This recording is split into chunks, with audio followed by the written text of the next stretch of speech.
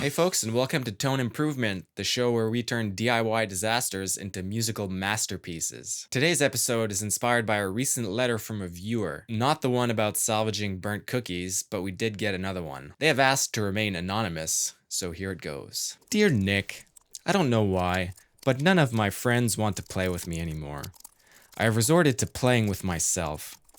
At first it was exciting because I know myself well, and I know exactly what I like, and I didn't have to ask for what I want. As you know, sometimes that can be embarrassing. I'm sure you also know that you can only play with yourself so many times before the excitement starts to fade and the payoff is much smaller than what it used to be. I would like to be able to play with myself and enjoy it as much as I used to enjoy playing with other people. Could you do an episode about this?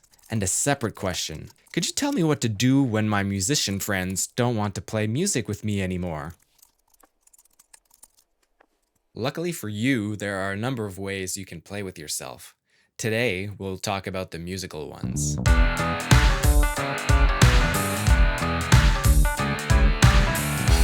Once you've stalked your old bass playing friend and have secretly recorded them playing, you can pick a note that you like and put it into trusty old Native Instruments form.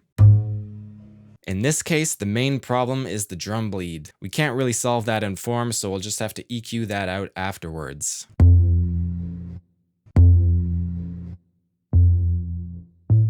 Next, we'll take a sample of ourselves whistling. It doesn't take too much talent to whistle one note, so this should be perfect for you to try at home.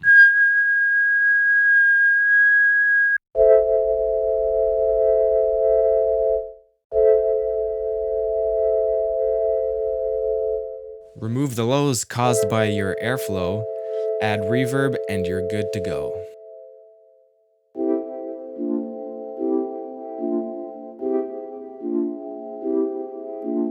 If you've seen episode 3, then you'll know that I'm intimidated by drum samples. Rather than addressing my fears, I've opted to fool myself into thinking that I can play drums. Now, I don't want the world to be too intimidated by my drum playing, so I've opted to only use one mic to record this. Of course, it sounds like garbage, so we're gonna have to do a lot to salvage this mess. But that's okay, because we are committed to playing with ourselves. Tune down because we can, EQ and compress to make it fat.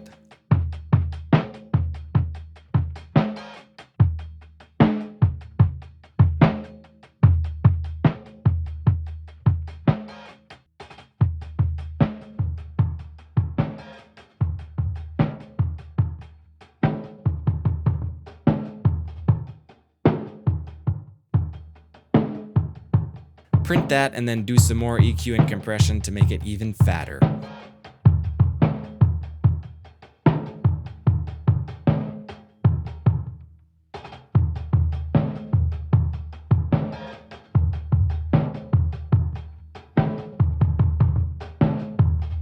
We still suck at playing drums, but at least we sound cool doing it. And now a word from our sponsors. This episode is brought to you by silence.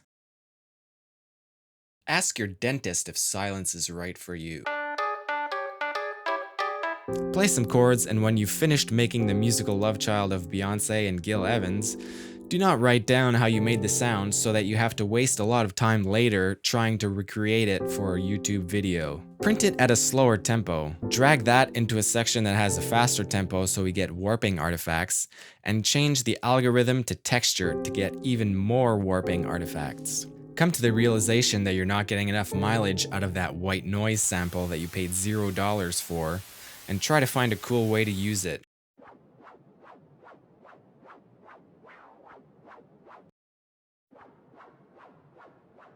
Automate some filter sweeps and panning to add some interest in the background.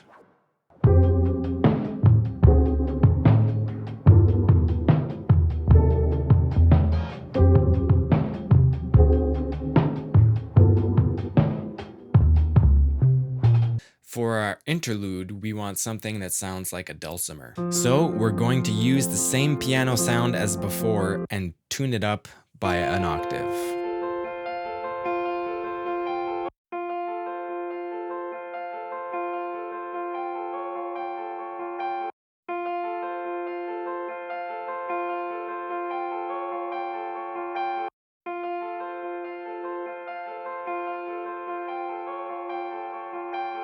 Finally, we're gonna add some reversey stuff.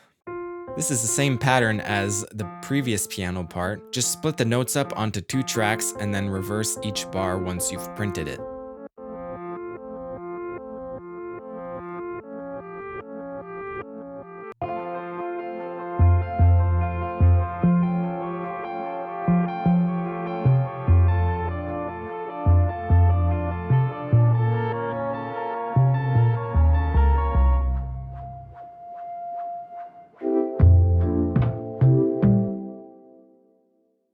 I hope that answers your second question, anonymous person. Now, as for your first,